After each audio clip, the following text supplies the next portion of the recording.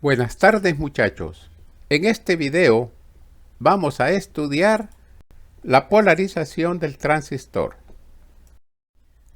Veamos la polarización del transistor BJT. BJT significa transistor de unión bipolar. En el video simplemente nos vamos a referir como transistor. Ustedes sabrán que se trata de un transistor bipolar.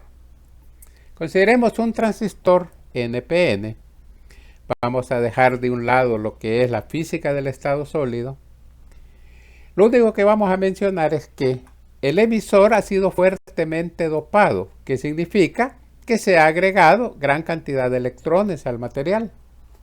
La base está ligeramente dopada y el colector está dopado en forma intermedia.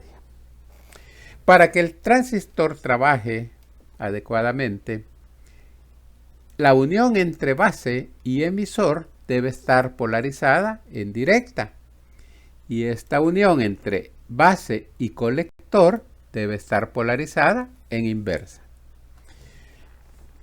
Entonces vamos a aplicar un voltaje entre base y emisor para que ese diodo de acá se polarice en directa. El terminal positivo de la fuente estará conectado a la base. Y para que el colector esté en inversa, entonces el positivo de la fuente estará conectado al colector. Este voltaje es el voltaje de polarización de la base y VCC es el voltaje de polarización del colector. Mencionamos que está fuertemente dopado el emisor, entonces de ahí van a salir cierta cantidad de electrones, parte se va a combinar con los huecos de la base y el resto es fuertemente atraído por el colector. Si hablamos de corrientes convencionales, del emisor va a salir una corriente I sub E y se deriva en una corriente en la base y una corriente en el colector. Como el dopado, decíamos, de la base bien pequeña, andará entre 1 y 5%, la corriente en la base es bien pequeña.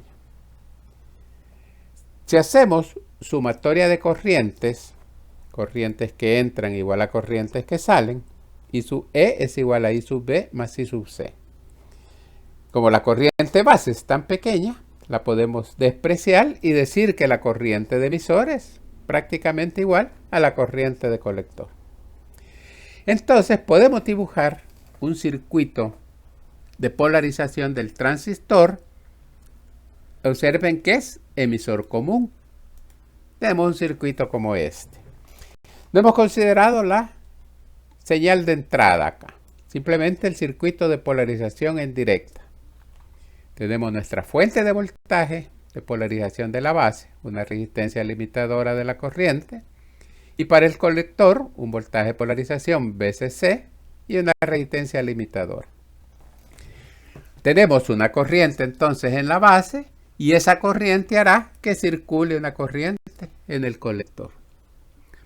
Vamos a definir una ganancia de corriente. Ganancia de corriente beta es la relación entre la corriente colector y la corriente de base. Esta sí es alta, un valor alto. Definimos otra ganancia, alfa, que es la corriente colector entre corriente de emisor. Realmente eso no es una ganancia. La corriente de colector anda en un 0.95 a un 0.99 de la corriente del emisor. Entonces prácticamente alfa es 1.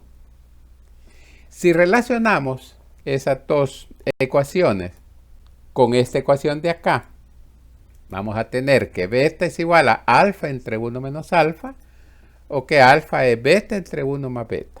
Van a ser útiles a la hora de resolver los problemas sobre transistores. Con esto hemos visto el circuito de polarización en configuración de emisor común. Como el transistor es NPN, la polarización es positiva para la base y el colector. ¿Qué pasa si el transistor es PNP? Lo que va a cambiar es la polaridad de las fuentes. Tenemos ese circuito para un transistor PNP. Como ahora el colector es P, la base es N y el emisor P, siempre se va a cumplir esta condición. La unión base emisor en directa y base colector en inversa. Entonces invertimos la polaridad de la fuente. Con esto hemos visto la polarización del transistor. Espero sea útil para ustedes, haya quedado claro. Y no olviden, si no se han suscrito al canal, hacerlo en estos momentos, muchachos. Nos vemos en un próximo video.